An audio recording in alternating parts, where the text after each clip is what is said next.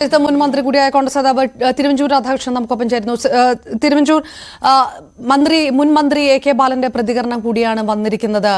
ഒന്നാം പിണറായി സർക്കാരിനൊപ്പം രണ്ടാം പിണറായി സർക്കാരിനെ താരതമ്യം ചെയ്യുന്നവരെ കുറ്റപ്പെടുത്താനാവില്ല.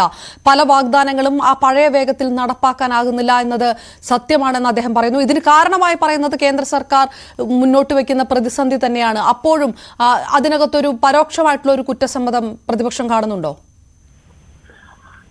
അല്ല, അവര് കുറ്റസമ്മതം തന്നെ നടത്തിയിരിക്കുകയാണല്ലേ. രണ്ടാം പിണറായി സർക്കാർ ഒന്നാം പിണറായി സർക്കാരിനോടൊപ്പം എത്തുന്നില്ല എന്ന് പറഞ്ഞാൽ അന്നും ഇപ്പോഴും കേന്ദ്രത്തിലിരിക്കുന്ന ഗവൺമെന്റ് BJP ഗവൺമെന്റ് അല്ലേ.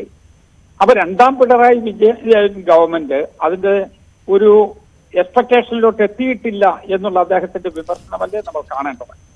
അത് സത്യമാണ്. ഞങ്ങൾ പറഞ്ഞുകൊണ്ടിരിക്കുന്നു അതാണ്. അവര് കണ്ടതിനേക്കാൾ കുറച്ചുകൂടി അപ്പുറത്ത് കാര്യങ്ങളുണ്ട് എന്ന് മാത്രമേ ഉള്ളൂ.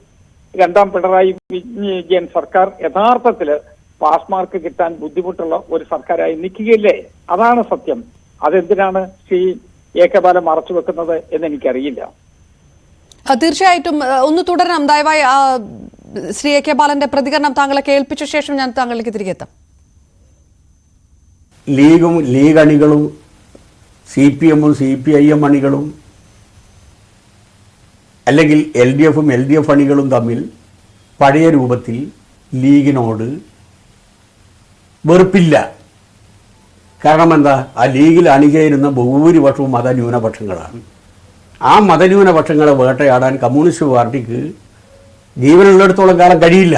അത്തരമൊരു സാഹചര്യത്തിൽ ബ്ലാങ്കായി പണ്ട് ലീഗിനെ എതിർക്കുന്നത് പോലെ ഇപ്പം എതിർക്കുന്നത് ആ സമുദായത്തിന് തന്നെ അപകടകരമായിരിക്കും. പ്രത്യേകിച്ച് ഇന്നത്തെ സാഹചര്യത്തിൽ ലീഗിനെയോ ലീഗ് അണികളെയോ ഒറ്റപ്പെടുത്തി RSSൻ്റെയും സംഘപരിവാറിൻ്റെയും ഇരകളാക്കാൻ ഞങ്ങൾ അനുവദിക്കില്ല. അത് ഞങ്ങൾക്ക് കഴിയില്ല.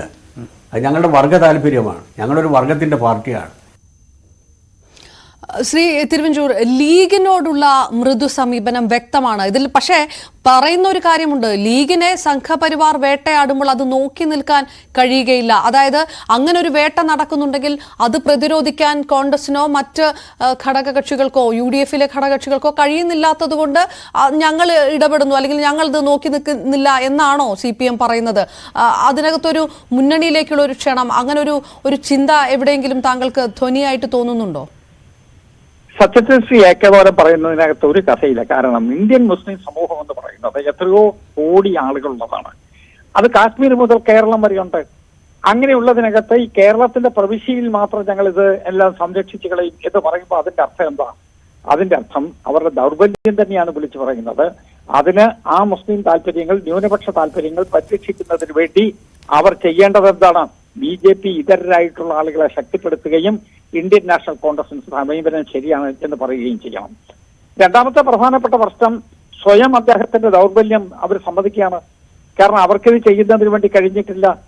അത് കഴിയാത്തതിന്റെ കുറ്റം വേറെ ആരുടെയെങ്കിലും തലയിൽ വെച്ചാൽ മതിയോ?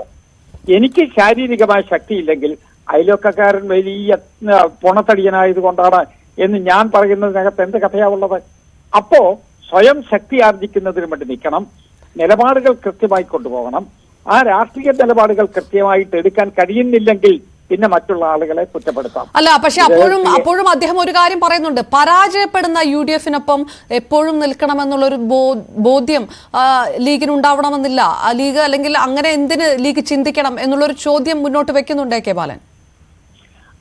അദ്ദേഹം ഇത് പറഞ്ഞതോടുകൂടിയാണ് പൂച്ച മുഴുവൻ പുറത്തിയാടിയത്. കാരണം അവർ നിൽക്കുന്ന സ്ഥലം രക്ഷയില്ല എന്നൊരു തോന്നൽ അദ്ദേഹത്തിന്റെ സ്വയം വിമർശനത്തിലൂടെ ആളുകൾക്ക് തോന്നുകയാണ്. അല്ലെങ്കിൽ അതാണ് യാഥാർത്ഥ്യം. കാരണം അവർ നിൽക്കുന്ന സ്ഥലം ഇനി മുന്നോട്ട് പോകാൻ സാധ്യമല്ല. അതുകൊണ്ട് തിണ്ണബലം വർദ്ധിപ്പിക്കുന്നതിന് വേണ്ടിയുള്ള മാർഗമുണ്ടോ എന്നുള്ളതിനെ കുറിച്ചാണ് പരിശോധിച്ചുകൊണ്ടിരിക്കുന്നത്. അതൊരു ആദർശത്തിന്റെ മുഖംമൂടി കൂടി ഉണ്ടാക്കിക്കൊണ്ട് എങ്ങനെയെങ്കിലും തിണ്ണബലം ശക്തിപ്പെടുത്തി UDFിനെ തോൽപ്പിക്കാൻ പറ്റുമോ എന്നുള്ളതാണ് നോക്കുന്നത്. ആ കെടിയിലൊന്നും കേരളത്തിൽ ആരും വീഴാൻ പോകുന്നില്ല. ആരെയും അവർക്ക് സ്വാധീനിക്കാൻ കഴിയില്ല. ഒറ്റ കാര്യം കൂടി, പ്രതിപക്ഷം ഉന്നയിച്ച മറ്റൊരു വലിയ വിമർശനമായിരുന്നു പോലീസ് വേട്ടയുമായി ബന്ധപ്പെട്ട് പോലീസിന്റെ നടപടികളിൽ പൊളിറ്റിക്കൽ സെക്രട്ടറിയുടെ ഇടപെടൽ. അത് പരിപൂർണമായും തള്ളിക്കൊണ്ടുള്ള ഒരു പ്രതികരണവും അദ്ദേഹത്തിന്റെ ഭാഗത്തുനിന്നുണ്ടായിട്ടുണ്ട്. പ്രതിപക്ഷം നടത്തുന്നത് കള്ളപ്രചാരണമാണ്, പൊളിറ്റിക്കൽ സെക്രട്ടറി ഇത്തരം കാര്യങ്ങൾ ഇടപെടാറേയില്ല, പോലീസിന് വീഴ്ചയുണ്ടെങ്കിൽ അത് പരിശോധിക്കും. പക്ഷേ ഈ ആരോപണം പ്രതിപക്ഷം നടത്തുന്ന വെറും കള്ളപ്രചാരണം എന്നുകൂടി പറഞ്ഞിട്ടുണ്ട് മുൻ മന്ത്രി. അത് ആരാണ് ഇതിനു വേണ്ടി പോലീസിന്റെ നിയന്ത്രണം പിന്നെ ആരുടെ കയ്യിലാണ്? പോലീസിന്റെ നിയന്ത്രണം ആരുടെ കയ്യിലാണെന്ന് അദ്ദേഹം പറയണ്ടേ? ഇടപെടാത്തില്ല എന്ന് മാത്രം പറഞ്ഞു. ഇടപെട്ടിട്ടില്ല, പി ശശി ഇടപെട്ടിട്ടില്ല, ഇല്ല ഇടപെട്ടൊന്നും ഞങ്ങൾ പറയുകയല്ലോ. പക്ഷെ ആരെ ഇടപെട്ടുകൊണ്ടിരിക്കുന്നത്? ഈ താഴെ നടന്നുകൊണ്ടിരിക്കുന്ന അട്രോസിറ്റീസിന് ആരുടെ നിർദ്ദേശപ്രകാരമാണ് പോലീസ് നീങ്ങിക്കൊണ്ടിരിക്കുന്നത്? അതുകൂടി പറയണ്ടേ? അതല്ലേ ജനങ്ങൾ അറിയേണ്ടത്. ശ്രീ തിരുവഞ്ചൂർ രാധാകൃഷ്ണൻ, പൊളിറ്റിക്കൽ വിഷയങ്ങൾ അപ്പുറത്തേക്ക് CPM-ന്റെ ആഭ്യന്തര കാര്യം കൂടി നേരത്തെ AK ബാലൻ പറയുകയുണ്ടായി. അതുകൂടി താങ്കളുടെ ഒരു പ്രതികരണം അറിയണമെന്നുണ്ട്.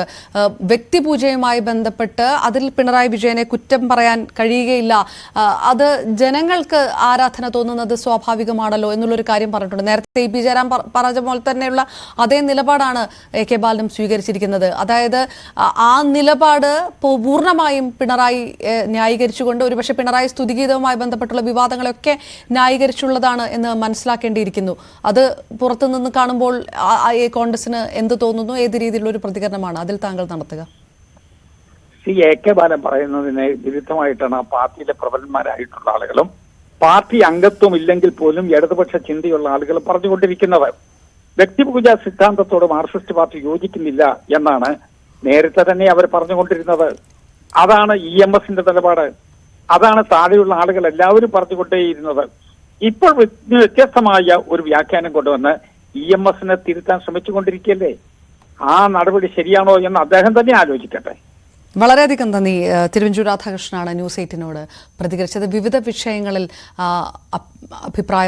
പ്രതികരണം നടത്തുകയായിരുന്നു AK ബാലൻ ന്യൂസ് 8-ന് നൽകിയ പ്രത്യേക അഭിമുഖത്തിൽ. മന്ത്രി സഭയുമായി ബന്ധപ്പെട്ട് ഒന്നാം പിണറായി സർക്കാരിൻ്റെ പോലെ ഉള്ള കാര്യക്ഷമത രണ്ടാം പിണറായി സർക്കാർ കാണിക്കുന്നില്ല എന്ന് ഉയർന്നു വരുന്ന വിമർശനവുമായി ബന്ധപ്പെട്ടുകൂടിയായിരുന്നു അദ്ദേഹത്തിൻ്റെ പ്രധാന പ്രതികരണം. TG സജിത്താണ് വിവരങ്ങൾ നൽകിയത്.